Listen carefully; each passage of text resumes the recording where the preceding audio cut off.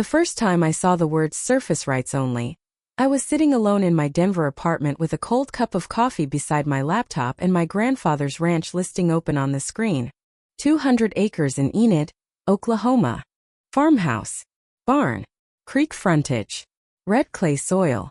Sold for $620,000. My parents had told me there was no will. They told me Grandpa Cal left nothing for me. They told me the ranch had to be sold fast because my father needed roof repairs and my brother needed help with his failing business. Then I saw those 3 quiet words hiding at the bottom of the listing. Surface rights only.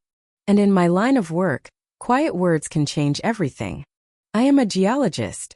I have spent 10 years looking at land and asking one question most people forget to ask. What is underneath? My mother never asked that question. My father never asked. My brother Garrett never asked. They looked at Grandpa Cal's ranch and saw an old house, a leaning barn, and 200 acres they could sell. Grandpa looked at the same dirt and saw something else. And before he died, he made sure I would be the only one who could find it. Grandpa Cal died in March, on a Tuesday morning when the wheat fields outside Enid were still pale and dry from winter. My mother called me 2 days later, as if she had almost forgotten. The service is Saturday, she said. I was 3 hours from Denver, working on a survey site in western Colorado, my boots still caked in dust. For a moment, I just held the phone and listened to the wind on the other end of the line. Saturday? I asked. Mom, that is 2 days from now. Well, things have been hectic, Clara. She always said my name like it was something heavy she had to carry. I drove through the night, caught the earliest flight I could, and reached the church 14 minutes late. Everyone turned when I walked in. My mother did not move her purse from the empty chair beside her. My father stared at the floor. Garrett gave me that tight look he had used since we were kids, the one that said I was making everything difficult simply by existing. I stood in the back until the service ended. After the burial, everyone went to the ranch. Casseroles appeared on folding tables in the yard. Cousins hugged me with guilty smiles. My mother floated between them in a black dress, accepting sympathy like she was collecting receipts. I slipped inside the house. Grandpa's bedroom still smelled like cedar, pipe tobacco, and old paper. His boots were lined up by the closet. His hat hung on the bedpost, but his desk was too clean. The small cedar box was gone. It had sat on the right corner of his desk for as long as I could remember. Dark wood. Brass latch. Always locked. When I was little, I used to ask what was inside. Grandpa would smile and tap the lid. Things people should not touch until it is time. I found my mother in the kitchen, scraping potato salad into a glass bowl. Where is Grandpa's cedar box? She did not look at me. Old junk. Your father threw it out. My father was standing by the sink, holding a paper plate he had not used. He kept his eyes on the window. Garrett came in behind me and lowered his voice. Don't start, Clara. Not today. I looked at all 3 of them. My mother's stiff smile. My father's silence. My brother's warning. That was our family in one room. My brother was the son who stayed. I was the daughter who left. That was how my parents explained every unfair thing they had ever done. Garrett stayed in Enid after high school. He married a girl from church. He started a landscaping business that never made steady money, but my parents called it brave. He needed help, they said. He had children, they said. He was loyal. I got a scholarship, left Oklahoma, and became the first person in our family with a science degree. My mother called it pride. My father called it distance. Garrett called it thinking I was better than everyone. Only Grandpa Cal called it courage. When I was 6, he would crouch beside me in the field and press red clay into my palm. Most people see dirt and think it is nothing, he told me. But a whole world lives under here. He was the first person who made me believe my questions had value. 3 weeks after his funeral, my mother called at 7:42 in the morning. Clara, I need to tell you something about your grandfather's estate. I set my coffee down. Okay. There is no will, she said. Your grandfather didn't leave one. The ranch is being sold. Your father and I need the money, and Garrett needs help with the business. You have your job in Denver. You will be fine. She said it flat, like she was telling me a store had closed early. I looked at the wall above my desk, at the framed geological map I bought with my first paycheck. No will? I asked. No will. That does not sound like Grandpa. My mother sighed. Not everything is a mystery, Clara. Shouldn't we all discuss this? There is nothing to discuss. You have not lived here in years. Then my father's voice came faintly from the background, tired and final. You left. Garrett stayed. I did not argue. I did not beg. I did not cry for them to remember I was his granddaughter too. I only said, "Thank you for letting me know." Then I hung up and opened my laptop. It took me 11 minutes to find the ranch listing. The price was wrong first. 200 acres with a house, barn, well water and creek frontage should have been listed much higher. My parents had priced it low because they wanted it gone quickly. Fast sales usually meant someone was trying to outrun questions. Then I saw the phrase at the bottom. Surface rights only. I read it once. Then again. Then I sat back slowly. Surface rights only meant the buyer would own what sat above the ground. The house. The barn. The fields. The fences. But not what was beneath. Somewhere, somehow, the mineral rights had been separated. That was not an accident. That took paperwork. That took intention. And Grandpa Cal had always been a man of intention. The next morning, I paid $8 to access the Garfield County filing system. The affidavit loaded as a scanned document, grainy and crooked, but readable. Affidavit of heirship. Filed 11 days after Grandpa died. Signed by Dale Bennett and Patricia Bennett. My parents. The document stated that Calvin James Bennett had died without a valid will. It listed his heirs. Then one sentence made my skin go cold. Clara Bennett voluntarily relinquished any claim to the estate. I stared at my own name. I had never seen that paper. Never signed anything. Never agreed to anything. My mother had not just cut me out. She had put my silence in writing and handed it to the county. I called Renee, a colleague at my office who knew enough law to understand when something was dangerous. Hypothetical question, I said. She was quiet before I even finished. Clara, when you start with hypothetical, it is never hypothetical. If someone files an estate document saying there is no will, and also says another heir gave up her rights when she did not, what happens? Renee let out a slow breath. That is fraud. Especially if it was sworn. I looked at the document again. My parents' signatures sat at the bottom like two small knives. Even if it is family? Especially if it is family. I thanked her and ended the call. My hands were not shaking anymore. That surprised me. The first shock had passed, leaving something cleaner behind. Proof. I knew better than to call my mother. If I warned her, she would build another story before I could find the truth. I knew better than to call Garrett. He would run straight to her. So I went back into my memory. When I was 15, Grandpa had once mentioned a lawyer in Kingfisher. Not the local man my parents use for taxes and insurance. A different lawyer. A private one. My lawyer, he had said, not theirs. I searched the name I remembered. Martin Holloway. Estate and Mineral Law. Kingfisher, Oklahoma. I called before I could lose my nerve. A woman answered. Holloway Law Office, this is June. My name is Clara Bennett. I believe Mr. Holloway may have represented my grandfather, Calvin Bennett. The line went quiet. Then June's voice softened. Oh honey, Mr. Holloway has been trying to reach you for 3 months. The room around me seemed to tilt. 3 months. He sent a certified letter to the ranch address right after the funeral. Came back returned to sender. He called the ranch phone. A woman answered and said you had no interest in estate matters. My mother. Of course. She said that. Yes, ma'am. She also asked us not to contact you again. I closed my eyes. I could see the cedar box missing from the desk.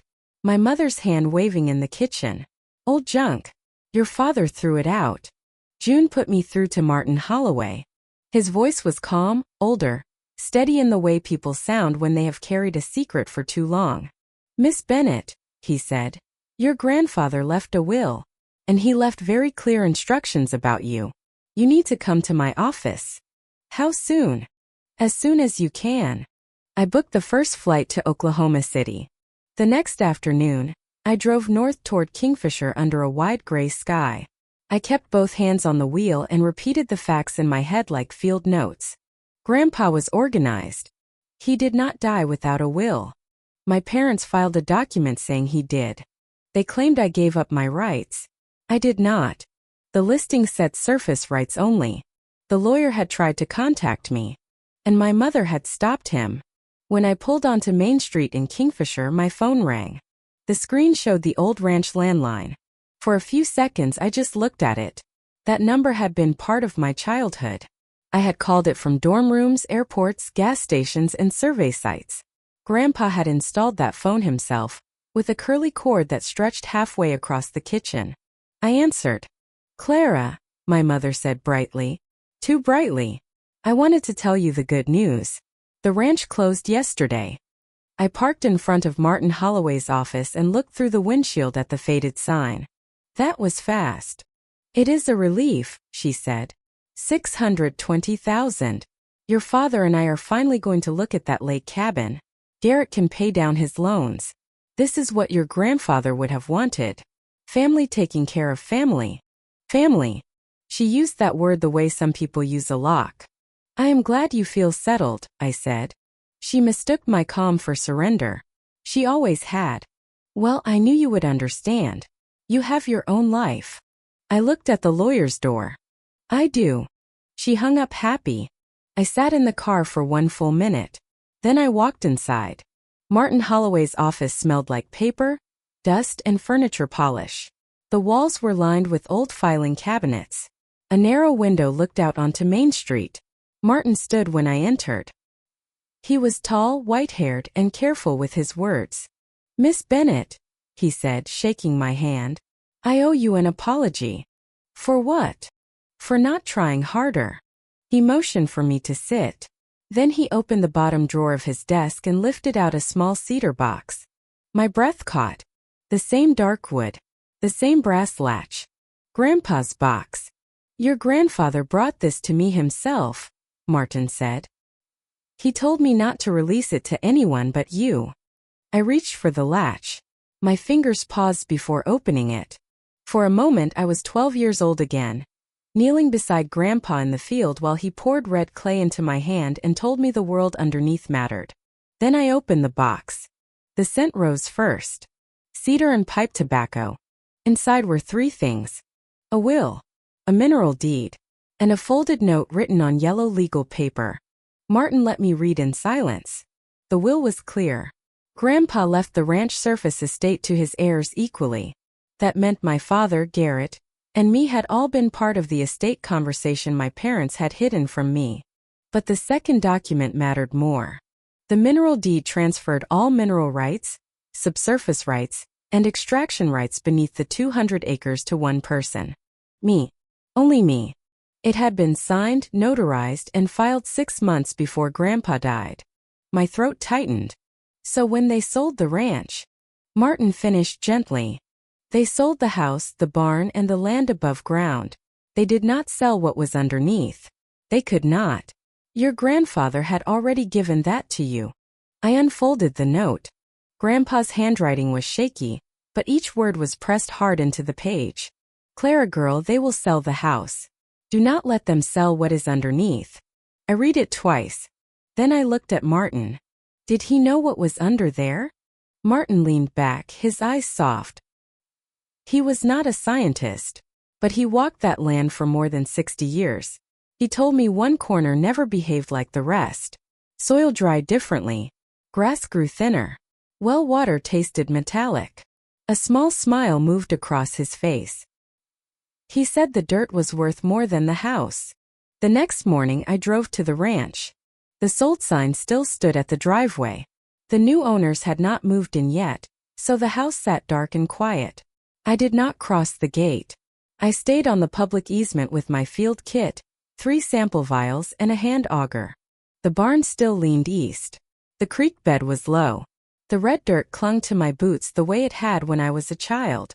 I took 1 sample near the north field. 1 from the creek bed. One from the southwest corner Grandpa had always watched. The last sample looked different. Still red but lighter in texture, with a faint gray-green tint running through it. I held the vial up to the morning light. I had seen that color before. Lithium-bearing clay did not announce itself. It did not sparkle. It did not look like treasure. It looked like dirt most people would scrape off their shoes. I sealed the vial and wrote the coordinates on the label. Then I called Renee in Denver. "I need a full elemental analysis," I said. "Lithium, boron, potassium. Flag anything unusual." "What did you find?" I looked across the 200 acres my family had sold like it was nothing. "I do not know yet," I said. "But Grandpa did." 2 weeks later, Renee called me from the lab. Her voice was quiet. "Clara, you need to come see these numbers." When I reached her desk, 3 reports were already printed. Yellow highlights marked the lithium values. The north field was elevated. The creek bed was higher. The southwest corner was not just high. It was exceptional. Renee tapped the page. "This is real. Based on the sample spread and current estimates, the conservative value is close to 4 million. If the richer concentration runs deeper across the southwest section." She turned the last page toward me. "Midpoint estimate is $4.7 million. I sat down slowly. The room was silent except for the hum of the printer. For years, my parents had treated me like the daughter who left with nothing. Garrett had taken his share. My mother had bought herself a new story. My father had signed whatever paper kept the peace. But Grandpa Cal had left me the truth beneath all of them. That night, I opened Facebook for the first time in months. My mother had posted a photo of a lake cabin. Blue shutters. Wooden dock. Her arms spread wide like she had won something. The caption read, "Blessed beyond measure. Family first." Daddy Cal would have wanted this. I stared at the words until they blurred. Then I opened the cedar box on my desk and read Grandpa's note one more time. "Do not let them sell what is underneath." The next morning, I called a mineral rights attorney in Oklahoma City. Her name was Diane Carver. Her voice was sharp, direct, and calm. After reviewing the will, the deed, the affidavit, and the lab report, she called me back in less than 2 hours. "Miss Bennett," she said, "your grandfather did everything right. The mineral rights are yours. The false affidavit is your parents' problem." I looked at the framed map on my wall, then at the cedar box. "What happens next?" "We notify the buyers. We notify your parents. And if they want to fight, we let the documents answer." I thought of my mother smiling on that dock. Garrett's new truck. My father's silence. The family comments praising a legacy they did not understand. "Send the letters," I said. On Monday morning, the certified envelopes went out. By Wednesday, my mother had signed for hers. 47 minutes later, my phone started ringing. I let the first 3 calls go to voicemail. My mother called once. My father called once. Garrett called twice in 12 minutes. On the 3rd call from Garrett, I picked up and said nothing. "What the hell is this, Clara?" His voice was sharp, but there was fear underneath it. I had heard that sound once before, when his landscaping business lost its biggest client and he needed my father to cover payroll. "Good morning, Garrett." "Don't good morning me. Some lawyer just sent a letter saying Grandpa left a will. Mom is losing her mind. Dad won't talk. What is going on?" I looked at the certified mail receipt Diane had forwarded to my inbox. Grandpa did leave a will. Silence. And a mineral deed. More silence. "Mom said there was no will," he said. "I know what Mom said. I didn't know anything about this. You knew I was not included. That is not the same thing." "No," I said. "It is just the part you were willing to live with." His breathing changed. Anger was easier for Garrett than shame, so he reached for it. "You always do this. You always come in from Denver acting like everyone back home is stupid. I did not file a false affidavit. You think you are better than us. I did not sell Grandpa's ranch behind your sister's back." He went quiet. For once, there was nothing simple for him to throw at me. No line about me leaving. No speech about family loyalty. No reminder that he had kids and bills and roots in Oklahoma. The documents had taken the room away from him. Finally, he said, "Can we talk about this as a family?" I looked at Grandpa's cedar box sitting on my desk. The brass latch had left a small mark on the wood from years of use. "You can talk to my attorney." Then I hung up. My mother called the next morning before 7. I knew she had not slept because her voice had lost its polish. But she still did not start with the truth. "How could you do this to your own mother?" I stood in my kitchen watching steam rise from my coffee. "Do what? Lawyers? Threats? Certified letters? After everything I have done for you? You told a lawyer I had no interest in Grandpa's estate." He was confused at the end. The will was signed 18 months before he died. He was old. He drove himself to Kingfisher. "You are tearing this family apart over money." There it was. The sentence she had been saving. I let it sit between us. "Mom," I said quietly, "you filed a sworn document saying I gave up my rights." "I did not. You told me there was no will." "There was. You intercepted the attorney's letter. You sold the ranch. And now you are angry because Grandpa protected the one thing you could not reach. You have no idea what your father and I have been through." "I know enough. We needed that money." "Then you should have asked honestly." She laughed once, bitter and thin. "You were never here." "No," I said. "But Grandpa was. And he knew exactly what you would do." She hung up. My father called 2 days later. His voice came softer, almost careful. "Clara girl." I closed my eyes. That was Grandpa's name for me, not his. Hearing it from my father felt like watching someone wear a dead man's coat. "Hi, Dad. Your mother is sick over this." I waited. "She has not eaten. She keeps saying you hate her. Did you know there was a will when you signed the affidavit?" The line went still. Somewhere behind him, the Weather Channel murmured from the living room. That sound brought back every childhood argument I had ever watched him avoid. "Your mother handled the papers," he said. "Did you read them?" Another pause. "We thought it was the right thing." That is not an answer. We needed money. The roof. Garrett's loans. Your mother's bills. Probate would have taken months. "So you signed my name out of the family." His breath caught. "I didn't think of it like that." "That is the problem, Dad. You never did." He did not defend himself after that. His silence had always protected my mother. This time it only exposed him. Then he asked the question I knew was coming. "How much is the mineral thing worth?" I looked at the lab report on my desk. "About $4.7 million. For 20 seconds he said nothing. Then the call ended. 3 weeks later, I drove to Garrett's new lake cabin for the Bennett family reunion. The cabin sat near brown water under a wide Oklahoma sky. Blue shutters. Uneven dock. Folding chairs in the yard. A white sheet cake on a plastic table with Bennett family written in blue icing. Children ran barefoot through the grass while the adults held paper plates and spoke in the careful voices people use when there is trouble they do not want to name. My mother saw me first. She was carrying a bowl of potato salad. When our eyes met, the bowl froze in her hands. My father stood from his chair and looked toward the lake. Garrett walked over with the beer in his hand and no courage in his face. "I didn't think you'd come," he said. "Grandpa never missed a reunion." He looked behind me, as if checking whether I had brought police. I had not. I had brought something stronger. In my bag were 5 folders. The will. The mineral deed. The lab report. The false affidavit. The county filing records. Beside them sat the cedar box, wrapped in one of Grandpa's old handkerchiefs. Aunt Donna hugged me near the punch table.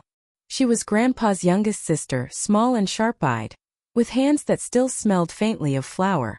"I am sorry, honey," she whispered. "Your mama said you did not want anything from the estate. She said Denver mattered more to you."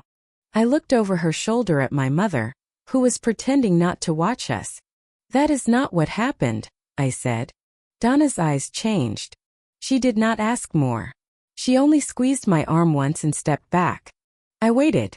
For 2 hours I let them eat. I let the kids run. I let my mother smile too hard. I let Garrett laugh too loud. I let my father sit with his hands folded between his knees. Then I walked to the folding table where someone had placed a framed photo of Grandpa Cal. It was a picture of him by the barn, one hand on the fence post, hat pulled low, eyes narrowed against the sun. The candle beside it kept blowing out in the wind. I touched the frame once. Then I turned to the family. "Can I say something about Grandpa?" The yard quieted slowly. Paper plates lowered. Conversations faded. Someone turned down the music. My mother's face went pale. I stood beside Grandpa's picture and placed the cedar box on the table. The small click of the brass latch seemed louder than it should have been.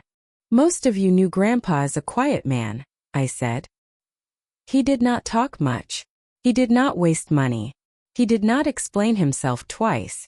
But he noticed everything." Few people smiled. He noticed when the creek changed after a hard rain. He noticed when the wheat grew shorter in the southwest corner. He noticed when people said one thing and did another. My mother's arms crossed over her chest. "When I was little, he used to put red dirt in my hand and tell me there was a world underneath it. I thought he was just teaching me about land, but he was teaching me how to look past the surface." I opened the first folder. After he died, my parents told me there was no will. No one moved. They told me there was nothing for me.